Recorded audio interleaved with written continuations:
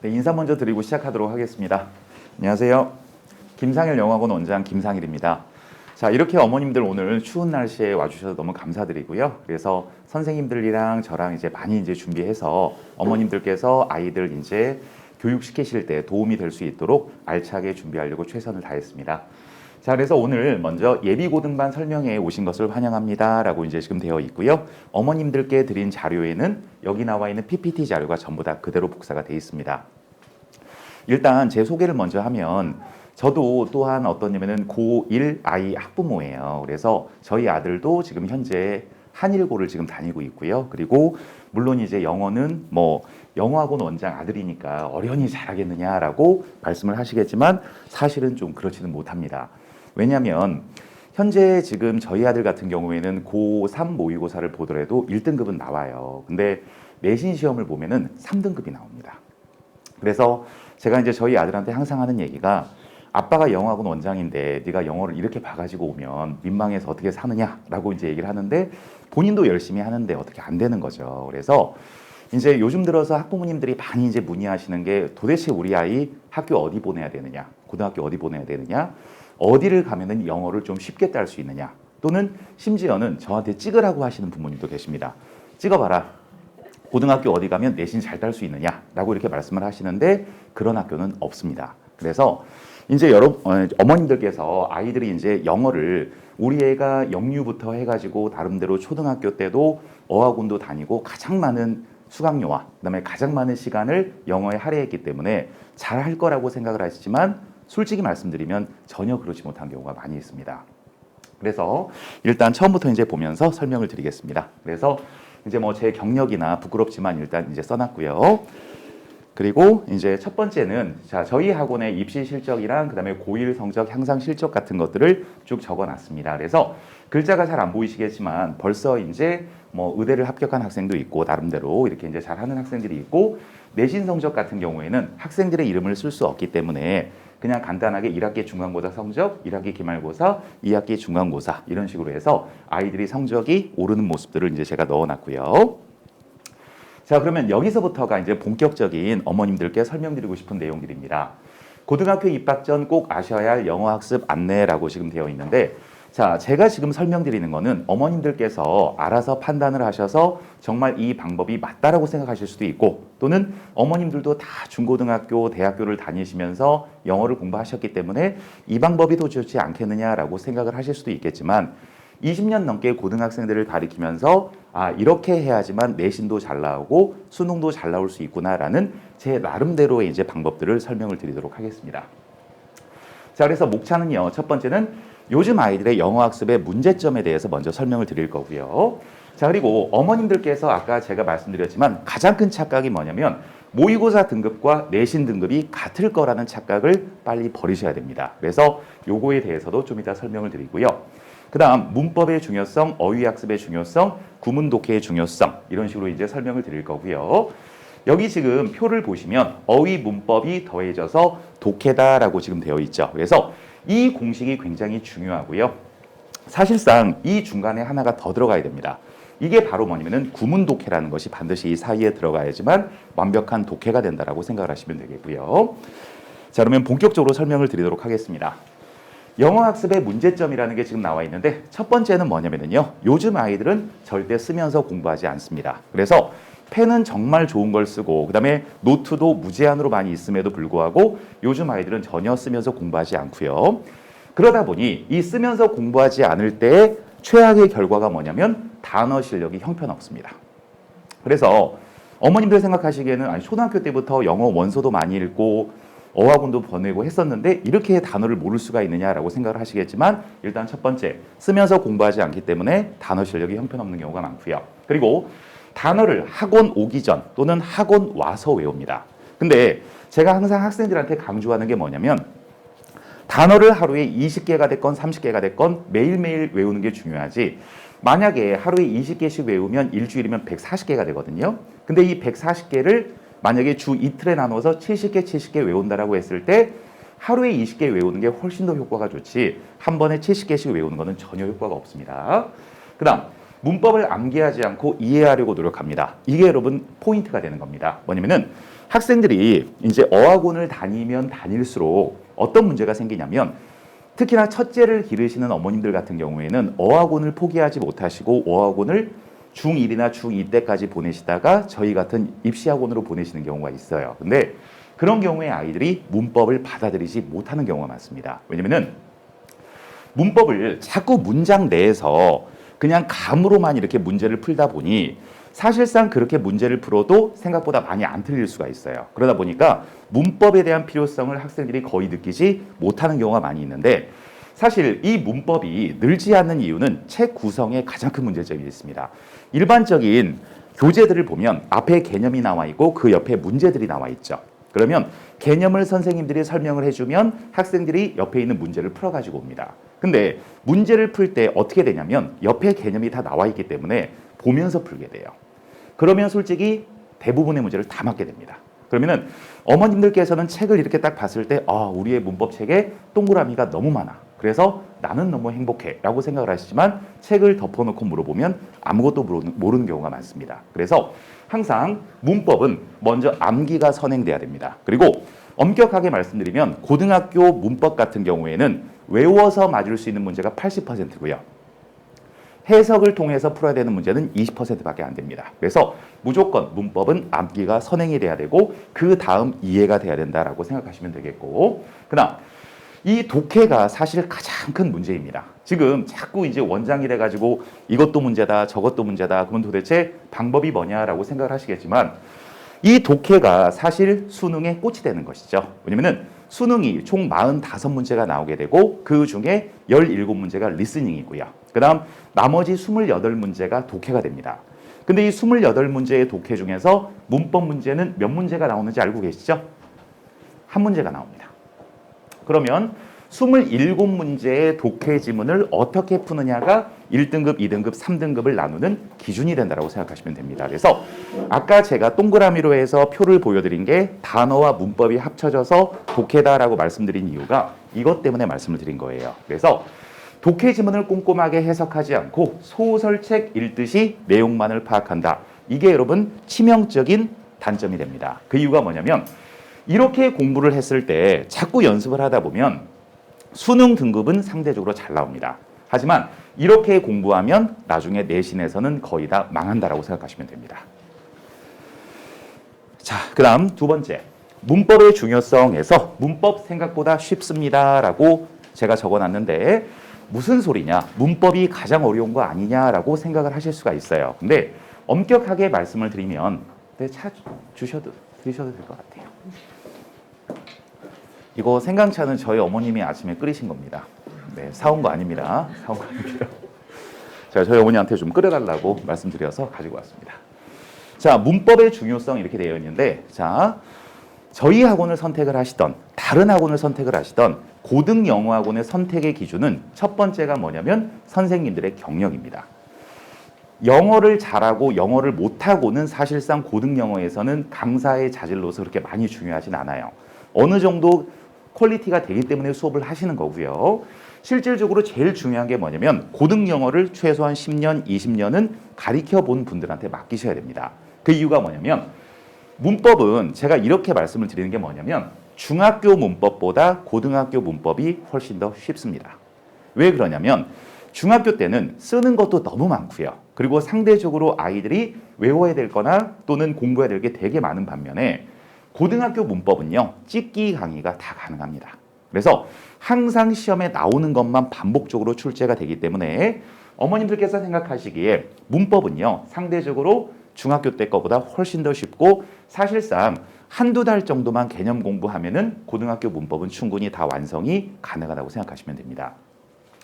첫 번째, 문법은 정확한 독해를 위해서 꼭 필요합니다. 당연한 얘기죠.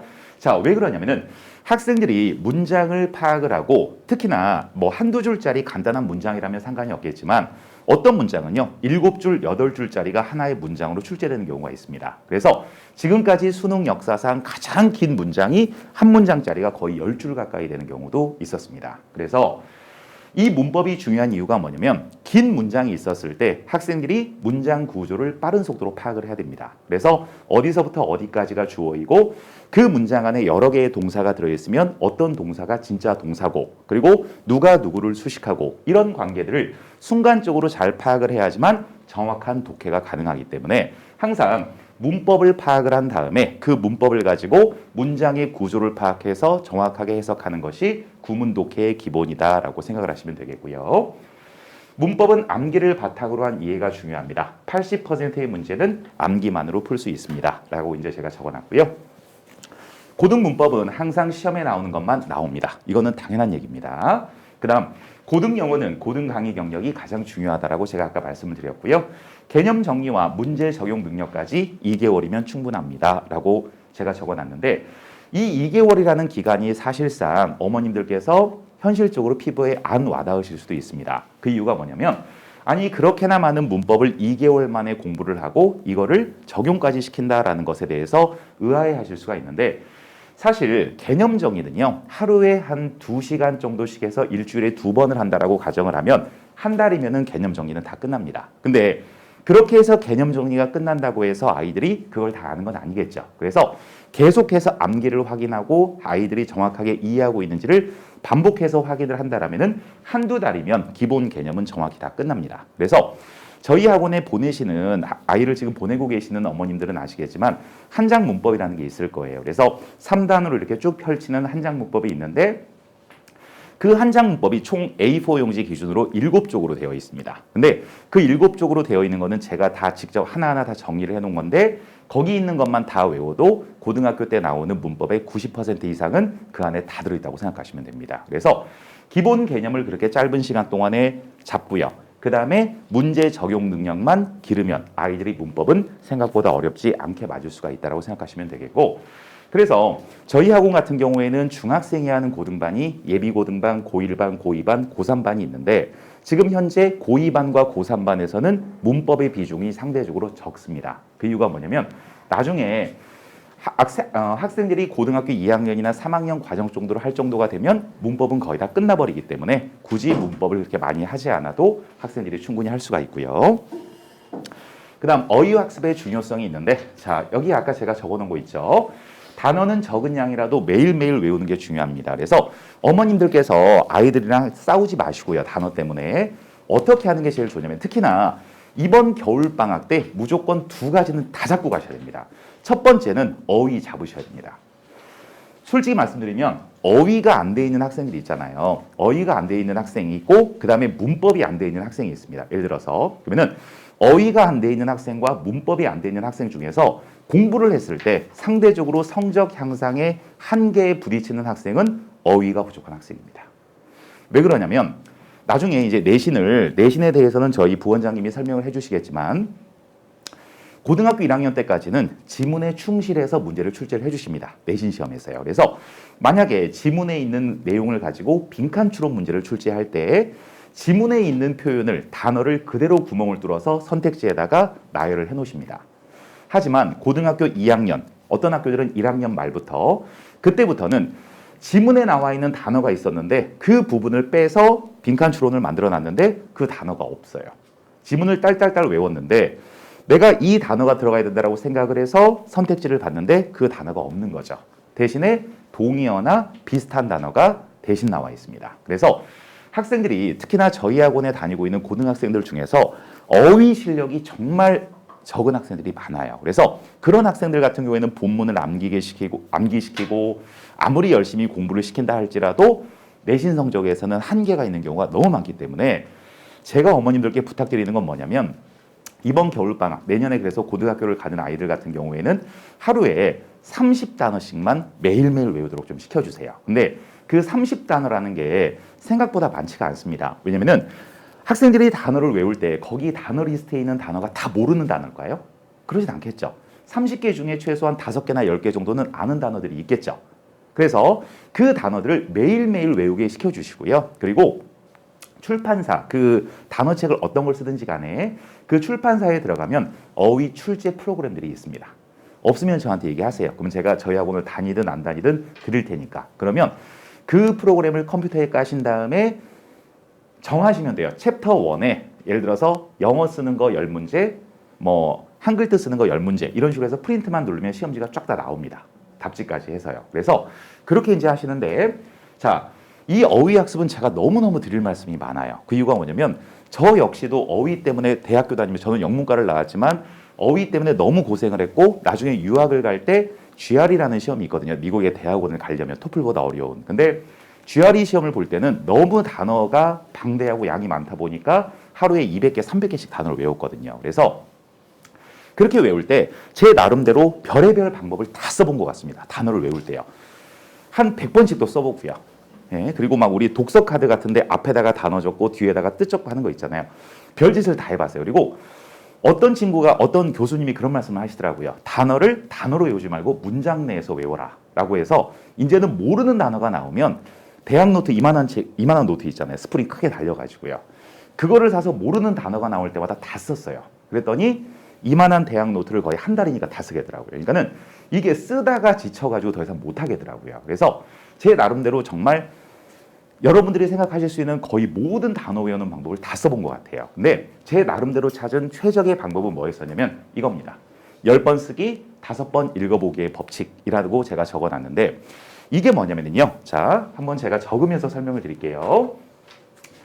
데이 1이 있고 데이 2가 있고 데이 3이 있고 데이 4가 있고 데이 5가 있습니다. 그래서 여기에는 30개, 30개, 30개, 30개, 30개의 단어가 있다고 가정을 해보자고요. 그러면 저는 이제 제가 부지런해 보이는지 뭐 게을러 보이는지 모르겠지만 저는 새벽형 인간이거든요. 그래서 아침에 보통 5시 정도면 일어나서 일을 보는데 학생 때도 아침에 일찍 일어났어요. 5시, 6시면 일어났는데 아침에 일어나면 여기에 30개 단어 있잖아요. 이거를 10번씩 다 썼어요.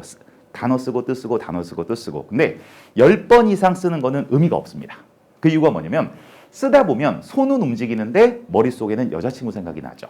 그래서 예를 들어서 보이 소년 쓰다가 또 예를 들어서 뭐 트리 나무 이렇게 써야 되는데 어느 순간 보면 트리 소년 이렇게 써져 있거든요. 그래서 10번 정도 쓰는 게 제일 좋습니다. 그래서 10번 정도를 아침에 써요. 그다음에 그날 외울 단어를 가지고 학교를 가는 길에 지하철을 타고 지하철 안에서 집중해서 읽어보는 거예요. 근데 사실 30개의 단어를 집중해서 읽어보는 거는 2, 3분이면 충분합니다.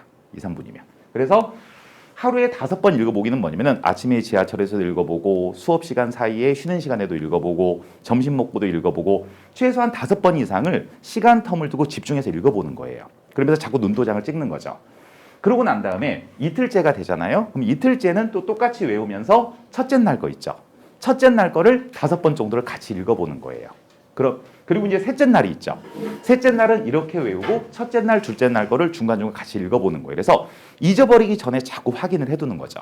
그러면은 엄마 4, 5일차, 6일차, 7일차, 8일차 되면은 도대체 하루에 몇 개를 보라는 거냐라고 학생들이 얘기를 할 수 있겠지만 넷째 날이 되면 첫째 날 거를 버렸어요. 이제 왜냐면은 이미 3일을 다 여러 번 걸쳐서 눈도장을 찍었기 때문에 더 이상 안 봐도 단어 첫 글자만 봐도 뜻이 기억이 나거든요. 그래서 5일차가 되면 2일차 거를 버리고 이렇게 해서 3일치 기준으로 해서 계속 반복을 하면서 중간중간 본 거예요. 그래서 단어를 1시간을 들여서 한 번에 외우는 것보다 5분, 10분씩 5번, 6번을 하는 게 훨씬 더 효과적입니다. 그래서 단어 시험을 어머님들께서 집에서 혹시라도 봐주실 때에도 어떻게 하시면 되냐면 첫째 날 30개를 봤잖아요. 그러면 둘째 날에는 첫째 날, 둘째 날 거를 같이 누적해서 시험을 내주시면 돼요. 그리고 셋째 날에는 첫째 날, 둘째 날, 셋째 날 거를 같이 누적해서 내주시고. 그래서 이런 식으로 해서 학생들이 계속 반복을 해서 학생들마다 영어 단어 실력이 다르긴 하겠지만 이번 겨울방학 때 최소한 2,000개, 3,000개 단어는 무조건 학생들이 마스터를 해서 학교를 가야지 그렇지 않으면 나중에 고등학교 올라가서 아이는 죽으라고 열심히 내신 공부를 했는데 점수는 생각보다 너무 안 나오는 경우가 많으실 거예요. 그리고 자, 누적식 복습 방법은 제가 좀 전에 말씀드린 거고요. 그다음에 방학 동안에 최소한 2,000개의 단어 이상을 반드시 마스터해야 되고요. 그리고 어머님들께서 그런 말씀하세요. 어떤 단어책이 제일 좋습니까? 라는 말씀을 하시는데 단어책은 다 좋습니다. 그래서 단어책을 선택하는 기준은 어떻게 하시면 되냐면 책을 보여주셨을 때 모르는 단어가 한 60에서 70% 정도 있으면 딱 맞는 책이에요. 다 모르는 책을 하면은요, 애는 절대 그 책을 외우지 않습니다. 그래서 모르는 단어가 한 60, 70%, 많으면 한 80% 정도 되는 책이 좋은 책이라고 생각하시면 되겠고요. 구문 독해의 중요성 이렇게 되어 있는데 문법에 기초한 정확한 문장 구조 분석, 정확한 문장 구조 분석은 정확한 해석을 통한 지문 이해다라고 지금 되어 있죠. 근데 이 독해를 할 때 이제 어머님들도 예전에 고등학교 때 공부를 해보셔서 아시겠지만 해석을 할 때의 문제점이 뭐냐면 우리나라 말과 영어는 어순이 다릅니다. 그래서 영어 같은 경우에는 주어가 나오고 바로 동사가 나오지만 우리나라 말에는 맨 마지막에 동사가 나오죠. 그래서 아이들이 이게 익숙하다 보니까 자꾸 문장을 한국말로 만들려고 듭니다. 근데 그거는 정말 안 좋은 방법인 게 그런 식으로 해석을 하려면 문장을 최소한 2번 읽어야 됩니다. 근데 어머님들께서 한번 생각을 해보세요. 총 70분의 시간 동안 수능 시험을 보게 됩니다. 그리고 리스닝이 17문제가 22분에서 23분 정도가 들어갑니다. 그러면 나머지 시간이라고 하면은 47, 8분 정도가 남겠죠. 그러면은 그 47, 8분 동안에 28문제를 다 풀어야 됩니다. 거기다가 OMR 카드까지 다 마킹을 해야 됩니다. 그러면 한 지문을 읽고 답을 찾는데 2분이 채 안 됩니다, 시간이. 그래서 어떤 지문을 2번, 3번 읽었다? 괜찮아요. 대신에 뒤에 2-3문제를 못 풀면 됩니다. 그래서 항상 독해를 할 때는요, 직독직해를 하는 연습을 반드시 시키셔야 됩니다. 그래서 직독직해를 하기 위해선 2가지가 필요한데 첫 번째는 풍부한 어휘량, 두 번째는 문법이 필요합니다. 그래서 제가 여기다가 예문을 하나 들어놨습니다. 자, 이렇게 문장이 지금 나와 있는데 이 문장을 보는 순간에 그냥 학생들이 앞에서부터 한글로 읽을 줄 알아야 됩니다. 보통 학생들은 이 문장을 쭉 읽어요. 그래서 혹시라도 모르는 단어가 있는지 없는지, 그리고 내가 이 문장 구조를 이해할 수 있는지 없는지를 먼저 파악을 하는데 그런 파악은 중요하지 않습니다. 처음에는 예를 들어서 꽃을 주는 것은 매우 인기 있습니다. 요즘 들어서. 그러한 반면에 이렇게 바로바로 해석이 돼야 돼요. 이러한 반면에 가장 일반적인 이유죠. 어떤 이유냐면은 꽃을 주는 이유는 로맨틱한 사랑을 표현하는 것입니다. 이런 식으로 해서 바로바로 문장을 해석하면서 머릿속에 내용을 정리할 수 있는 연습이 되어 있으면 상대적으로 독해를 잘하게 되는 거고요. 그렇지 않으면 이 문장을 2번, 3번 읽음으로 인해서 시간이 너무 많이 가게 돼서 결국에는 시간이 부족하게 된다고 생각하시면 됩니다.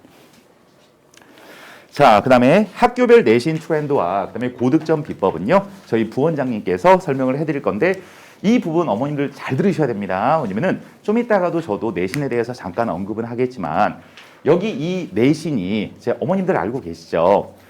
보통 이제 내신으로 대학을 가는 게 가장 쉽고요. 그리고 이제 수능으로 정시로 가는 건 너무 어렵기 때문에 대부분의 어머님들께서 내신을 잘 보기를 바라시는데 이 내신을 잘못 공부를 하면, 그러니까는 내신을 하려면요, 어머님들께서 그런 거 얘기 들어보셨죠? 남자애들은 남녀공학 보내지 마라.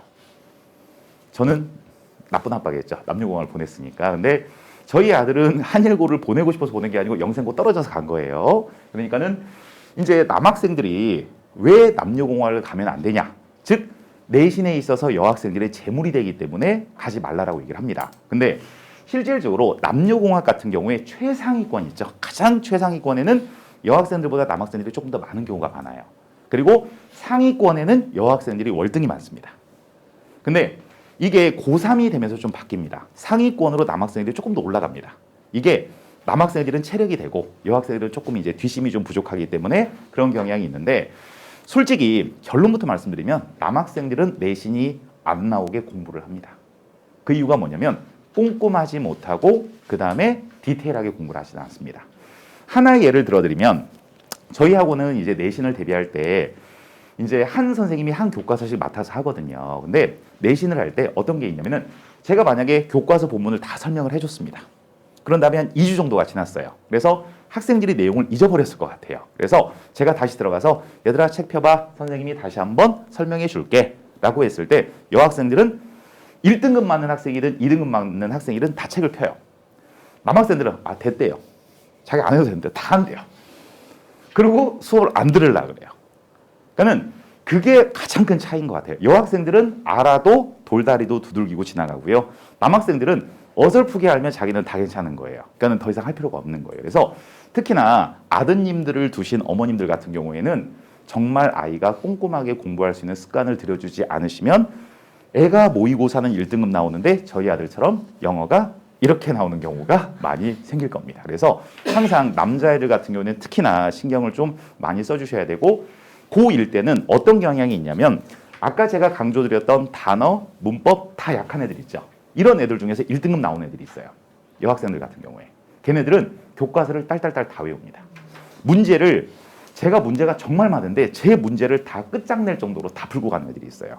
그런 애들은 문법을 물어보면 문법 잘 몰라요. 단어도 잘 몰라요. 근데 1등급이 나와요.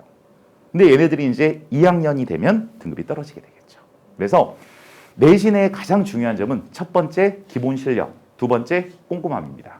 이 둘 중에 하나만 없어도 1, 2등급은 그냥 물 건너갔다라고 생각하시면 되겠습니다. 그래서 일단은 저희 유아영 부원장님께서 이제 어머님들께 내신에 대해서 조금 더 자세하게 설명을 드리도록 하겠습니다.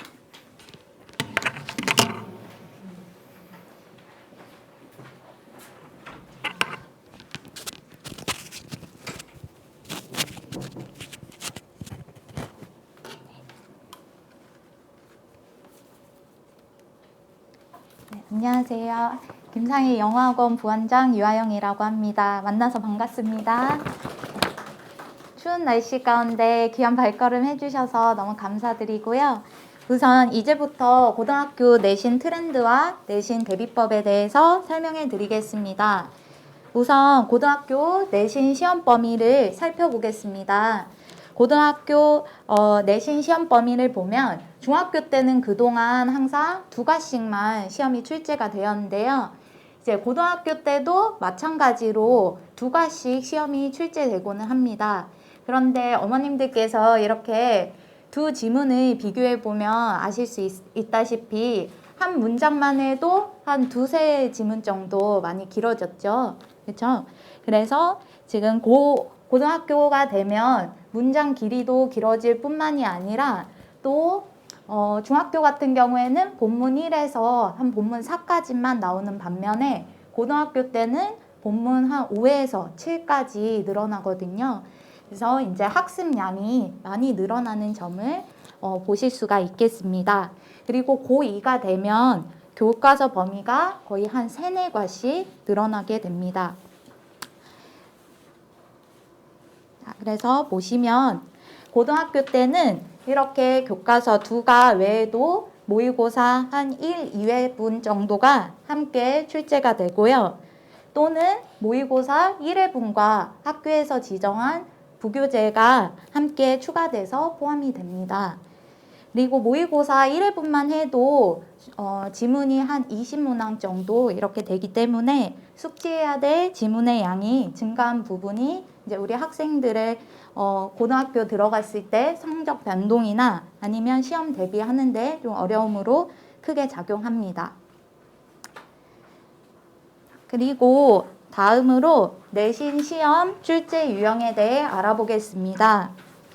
내신 시험은 주로 총 28문항 정도 출제가 되고 그 중에 선택형, 그러니까 객관식이죠. 객관식이 20문항 정도 이렇게 나오게 되고요.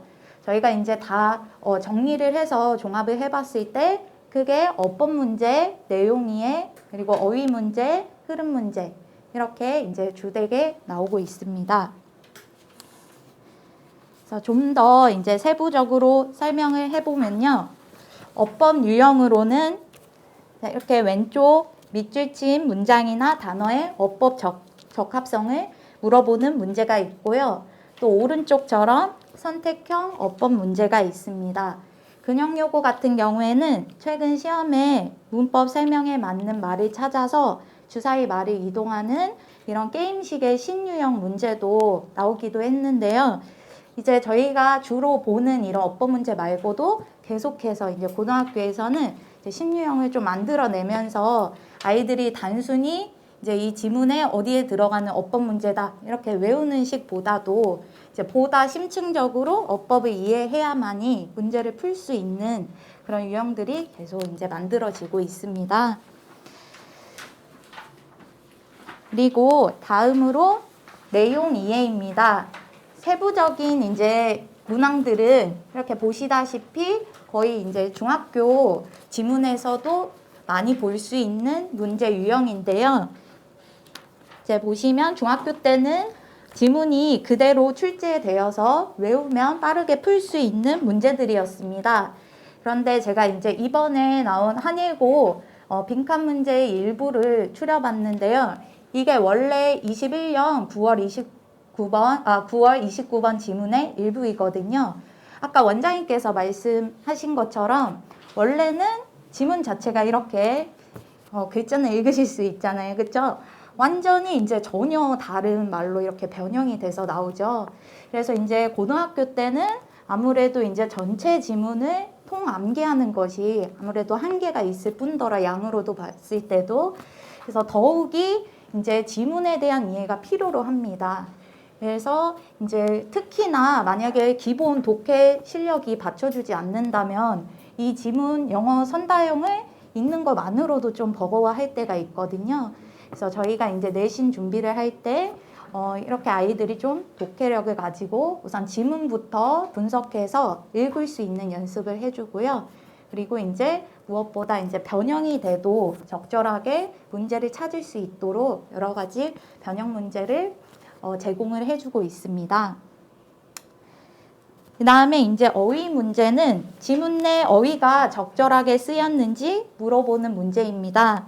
최근에는 등급을 가르기 위해서 교과서에서 나오지 않는 비슷한 단어들로 이제 유사어로 변형해서 나올 때가 있는데요.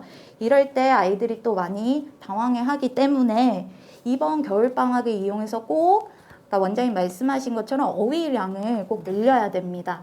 왜냐하면 이제 지문에서 전혀 나오지 않는 비슷한 어휘가 주어졌는데 이제 기본 어휘 실력이 받쳐주지 않으면 전혀 이제 감으로만 풀어야 되는 지문은 알지만 감으로 풀어야 되는 문제가 돼버리는 거죠. 네, 그래서 이제 이번 겨울방학 때는 꼭 어휘량을 잡아야 될 것 같습니다. 이 외에도 이렇게 연결사를 넣는다던가 아니면 이렇게 순서 문제나 아니면 문장을 삽입하는 이런 흐름 문제도 있습니다. 그리고 이제 서답형과 서술형은 대개 네문항씩 이렇게 주어지게 되고요. 서답형 유형으로는 빈칸에 들어갈 어휘를 쓰거나 이렇게 이제 지문이 주어지고 어법상 틀린 부분을 바르게 고치는 문제가 좀 많이 출제되고 있습니다. 그리고 이제 서술형 유형으로는 단어를 배열해서 영작하는 문제가 주로 많이 출제되고 있고요. 다음으로 저희 학원 수강생들의 대표적인 새 학교에서의 시험 출제 경향을 살펴볼 때 근역여고 같은 경우에는 어법, 빈칸, 어휘 비중이 많았으며 지문을 변형한 유사어 문제가 고득점에서 크게 작용했습니다. 그리고 한일고와 전일고 같은 경우에는 이제 흐름 문제가 좀 많이 나왔고 특히 한일고 같은 경우에는 부교재를 따로 사용하고 있거든요. 그래서 그 부교재 안에 나오는 이제 문법도 역시나 중요하게 학교 시험에서 다루고 있기 때문에 이 문법을 활용한 서답형이나 서술형 문제가 큰 관건이 되었습니다. 네, 그래서 따라서 고등학교 내신에서 고득점을 받기 위해서는 전체적인 지문에 대한 암기보다도 철저한 지문 숙지와 핵심 문장에 대한 암기를 필요로 합니다. 이를 위해서 주제, 어법, 흐름 등의 내용 이해와 그리고 핵심 문법에 대한 공부, 그리고 영작 연습이 필요합니다. 우선 지문 이해에 있어서는 단어 암기가 필수입니다. 공부량이 많다 보니 어휘가 부족한 학생의 경우 시험법인의 어휘도 제대로 알지도 못하고 시험을 보는 경우가 있는데요. 저희 김상희 영어학원에서는 학생들이 학원에 오자마자 이제 이런 단어 테스트를 보게 되고요. 저희가 이제 뒷부분에 보면 좀 자료를 추가해서 드렸거든요. 맨 뒤에서 한 2장 정도 있어요. 그래서 보시면 이 단어가 어떻게 나오는지 저희 교재의 일부를 좀 보실 수가 있으세요. 이렇게 이제 단어 테스트를 보고요.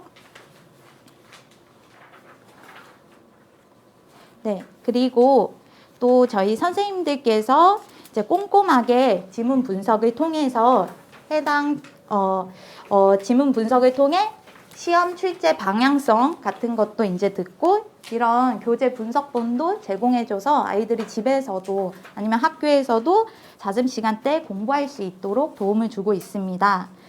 그리고 시험 출제 유형과 아까 나온 이제 시험 문제랑 굉장히 유사한 이런 변형 문제들, 양질의 문제들이 많이 있거든요. 저희 학원. 그래서 이런 변형 문제를 풀어보고 선생님들께 1대1 피드백을 받도록 하고 있습니다. 그리고 다음으로 고득점을 받기 위해서는 단원별 핵심 문법을 잘 파악해야 됩니다. 저희 강사들은 전체적인 지문 이해를 위한 강의 외에도 이렇게 교과서나 아니면 일부 부교재의 핵심 문법을 다룬 부분에 대해서 따로 또 문법 강의를 진행하고 있습니다. 그래서 이제 아이들이 이 강의를 듣고 이제 해당 이런 선택형의 어법 문제를 풀으면서 다시 재확인을 할 수 있도록 하고 있고요. 그 다음에 마지막으로 서답형이나 서술형의 고득점을 막기 위해서는 영작 연습을 필요로 합니다. 서답형과 서술형은 주로 핵심 문법이나 핵심 주제를 다루고 있는 문장들인데요. 저희 선생님들께서 직접 선별한 이런 핵심 문장을 아이들이 매주 와가지고 암기하고 테스트하여서 서술형에 대비할 수 있도록 합니다. 그리고 특히 이제 학생들이 이런 서술형에서 이렇게 아까 서답형 문제에서 나온 유형이죠. 이제 여러 항목에 있을 때 어법상 어색한 것을 찾아서 고치는 문제, 이런 문제를 좀 많이 어려워하고 있어요. 그래서 저희가 교재 변형 문제에 이런 문제를 많이 붙여서 이제 계속해서 연습할 수 있도록 도와주고 있습니다. 네, 그리고 마지막으로 시험 직전 대비 때는 지문에 대한 어법, 어휘, 연결어, 그리고 핵심 문장에 대한 정리 문제를 풀어보면서 고득점 대비를 마무리 짓습니다. 네. 그래서 마지막으로 이제 당부드리고 싶은 점은 고등학교 첫 시험에 대한 이제 기대가 많으시겠지만 조급하시기보다는 좀 더 꾸준히 달려갈 수 있도록 아낌없는 격려 부탁드립니다. 감사합니다. 다음으로는 이제 이인학 선생님께서 오셔서 3월 첫 모의고사에서 망하지 않는 방법 주제로 이제 강연해 주시겠습니다.